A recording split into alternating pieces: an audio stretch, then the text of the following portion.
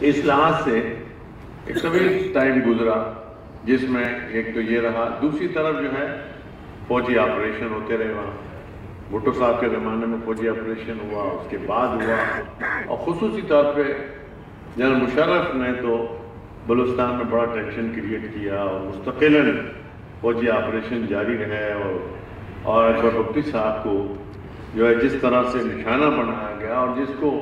نشانہ بنا کے جس طرح سے اپنے لیے ایک بڑا کارنامہ سمجھا گیا، اس نے وہاں کے بلوچ عوام کے اندر بڑی احساس محرومی پیدا کر دی کہ اگر حکمران ہی ہمیں مارنے لگیں گے اور ہمارے سرداروں کو اور ہمارے لیڈروں کو نشانہ بنائیں گے تو ہم کیسے محفوظ رہیں گے. اور وہاں سے جو ہے بلوچستان کی آزادی کی آوازیں بھی شروع ہوئی ہیں اور بلوچستان کی محرومیوں میں بھی طویل اضافہ ہوا.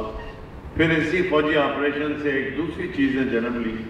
وہ ہے لوگوں کا اغوا ہونا اور نوجوانوں کا اغوا ہونا، خواتین کا اغوا ہونا، اور ان کا جو ہے ایجنسیوں کے ہاتھ میں جو ہے تعذیب کا شکار ہونا، اور پھر اس کے بعد ان کی مشتدہ لاشوں کو جنگلات میں اور شہر کے گرد و نواح میں پھینک دینا. اس نے ایک بڑی اشتعال کی کیفیت پیدا کی کہ ہمارے نوجوان کیا اسی کام کے لیے رہ گئے کہ اس طرح سے کو چن چن کے مارا جائے اور ان کی لاشیں پھینکی جائیں. اور پوری بلوچ عوام میں ایک اشتعال پیدا ہوا ہے اور ہڑتالیں ہوتی رہیں، آپ نے دیکھا ہے، شٹ ڈاؤن ہوتے رہے، اور ایک تمام چیزیں جو ہیں تواتر کے ساتھ ہوتی رہیں، اور اس نے جلدی پر تیز کا کام کیا. اور آج جو ہے ہم سب پریشان ہیں کہ بلوچستان ہمارا حصہ ہے. ہم چاہتے ہیں،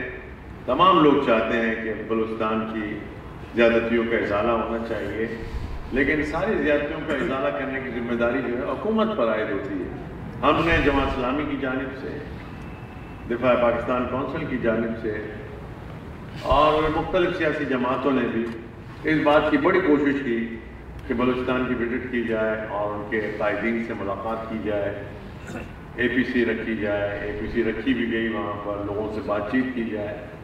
اور اس مسئلے کو حل کیا جائے. لیکن اصل میں مسئلے کے حل کی چابی جو ہے وہ حکومت کے پاس ہے، اور خاص طور پہ لاپتہ افراد کے آپ کو معلوم ہے کس طرح کے حالات پورے پاکستان میں ہوئے ہیں اور بلوچستان میں بھی بڑی شدت کے ساتھ ہو رہے ہیں. جب تک یہ بند نہیں کیا جائے گا بے چینی کیسے ختم ہو سکتی ہے؟ اس لیے ہم لوگ یہ محسوس کرتے ہیں پورے پاکستان میں بیٹھ کے اور کراچی میں بیٹھ کے بھی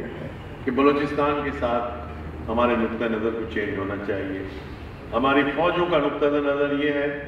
کہ قوت کے ذریعے سے دبا کے رکھو اور قوت کے ذریعے سے مسئلے کا حل کیا جائے گا. وہ کبھی نہیں ہو سکتا. آپریشن کبھی دنیا میں مسئلے کا حل نہیں ہے. حتیٰ کہ آپ دیکھیں کہ افغانستان میں بھی آج سب کچھ کرنے کے، اتنا بڑا 10 سال کا آپریشن کرنے کے باوجود بھی امریکی حکومت جو ہے طالبان سے ملاقات کر رہی ہے. تو مسئلے کا حل کبھی بھی آپریشن اور تشدد اور دہشت گردی نہیں رہا. مسئلے کا حل جو ہے ہمیشہ بات چیت کے ذریعے سے، پرامن ذرائع سے، مسائل کو حل کرنے کی کوششوں کے ذریعے سے ہو سکتا ہے. اور بلوچستان کے لیے اس طرح کی کوششیں نہیں کی گئی. اور ہمیں بڑا افسوس ہے کہ جو وہاں صوبائی حکومت رہی ہے، مستقل تواتر کے ساتھ جو وہاں کی صوبائی حکومتوں نے بھی کرپشن کو ہی اختیار کیا، مسائل کو حل نہیں کیا، وہاں کے نوجوانوں کو مواقع نہیں دیے. ترقی کے لیے جو فنڈز ایلوکیٹ کیے گئے تھے اس میں بہت زیادہ خرد ہوئی، اور ان تمام چیزوں کی وہ بات نظر نہیں آئی کہ جو وسائل کی وجہ سے نظر آنا چاہیے تھا. تو اس لیے آج ہم اس بیٹھے ہوئے یہ جو مذاکرہ کر رہے ہیں، سیمینار کر رہے ہیں، اس سے بنیادی مقصد یہ ہے کہ عوام الناس کو بھی بیدار کیا جائے. اس مسئلے کی سنگینی کا احساس ہم سب کو بھی ہونا چاہیے، اور پھر اس کے ساتھ مل جل کے جدوجہد بھی ہو، حکومت پہ دباؤ بھی ہو،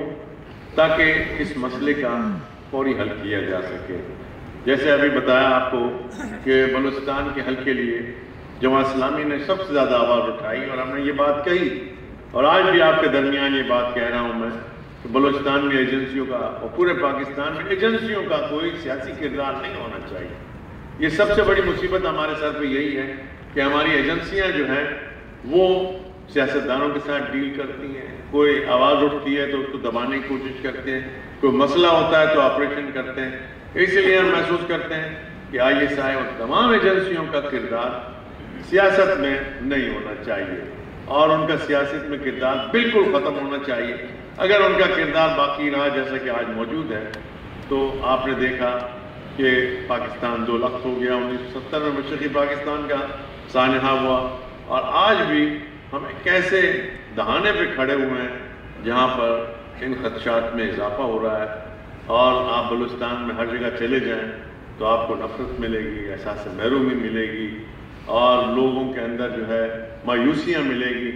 ہمیں ان مایوسیوں سے نکالنے کے لیے کام کرنے کی ضرورت ہے، اور خصوصی طور پہ جو ہمارے بلوچ رہنما جو ایک وسیع نقطہ نظر رکھتے ہیں، وسیع الذہنی کے ساتھ سوچتے ہیں، ان کے لیے بھی آہستہ آہستہ حالات محدود ہوتے چلے جا رہے ہیں کہ وہ کیسے کردار ادا کریں جب تک کہ حکومت کو پازیٹیو کردار ادا نہیں کرے گی۔ اس لیے کہ آپ کو معلوم ہے کہ جب تعصب کی آگ لگتی ہے تو سب کو جلا کے رکھ دیتی ہے، اور ملک کو، اسلامی نظریے کو، اسلامی فکر کو، سب کو جلا کے رکھ دیتی ہے۔ اس لیے اس وقت جو وہاں پر آگ لگی ہوئی ہے، محرومیوں کی بھی، تعصبات کی بھی، اور آپریشنوں کی وجہ سے، ان سب کے حالات کا جائزہ لیتے ہوئے اس کا ازالہ ہونا چاہیے۔ مجھے امید ہے آج ہم نے جو مایہ ناز مقررین کو بلایا ہے وہ انشاءاللہ اس پہ ضرور گفتگو کریں گے، اور بلوچستان کے مسئلے کا ہم لوگ حل تلاش کرنے کی کوشش کریں گے، اور خاص طور پہ ہم فیڈرل گورنمنٹ سے کہیں گے کہ وہ فوری طور پہ اقدامات کریں تاکہ کہیں مسئلہ ہمارے ہاتھ سے نہ چلا جائے۔ امریکہ نے بھی اسی لیے آواز اٹھائی ہے کہ بہرحال کچھ نہ کچھ شورش ہے، کچھ نہ کچھ مسئلہ موجود ہے جس کی وجہ سے اس نے آواز اٹھائی ہے، اور اگر ہم آج اس مسئلے کے حل کے لیے پازیٹیو اور فوری کوششیں نہیں کریں گے تو پھر ہمیں جو ہے افسوس کرنا پڑے گا۔ اس لیے مجھے امید ہے کہ حکومت بھی اقدامات کرے گی، سیاسی جماعتیں بھی، اور جو مثبت فکر رکھنے والے ہمارے بلوچ قائدین ہیں وہ بھی آگے آئیں گے اور اپنا کردار ادا کریں گے۔ میں حکومت سے بھی بات کہنا چاہتا ہوں کہ چاہے وہ ہمارے بگٹی، اکبر بگٹی کے جو پوتے اور نواسے وغیرہ ہیں ان کے ساتھ بات چیت کی جائے، عطا اللہ مینگل صاحب سے، اختر مینگل صاحب سے، اور جو بھی قائدین موجود ہیں ان کے ساتھ مذاکرات کر کے مسئلے کا حل کیا جائے۔ مسئلے کا حل جو ہے وہ مسئلے کو اگنور کرنے کی وجہ سے کبھی نہیں ہو سکتا، صرف نظر کرنے کی وجہ سے نہیں ہو سکتا، اس میں سنگینی میں اضافہ ہی ہوتا چلا جاتا ہے۔ انشاءاللہ مجھے امید ہے کہ آج کا یہ مذاکرہ اور ہماری جو یکجہتی بلوچستان کا جو دن ہے وہ سنگ میل ثابت ہوگا، اور بلوچوں کو ہم اعتماد دلانا چاہتے ہیں کہ ہم ہر طرح سے آپ کے ساتھ ہیں۔